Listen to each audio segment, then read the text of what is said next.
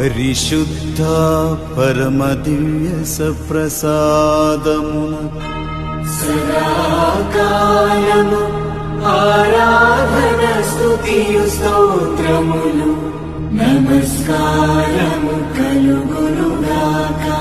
పితా పుత్ర పవిత్రాత్మకు మహిమ కలుగునుగాక.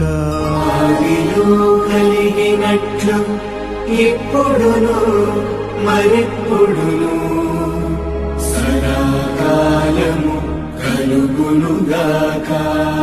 హల్లెలూయా హల్లెలూయా హల్లెలూయా హల్లెలూయా హల్లెలూయా హల్లెలూయా హల్లెలూయా.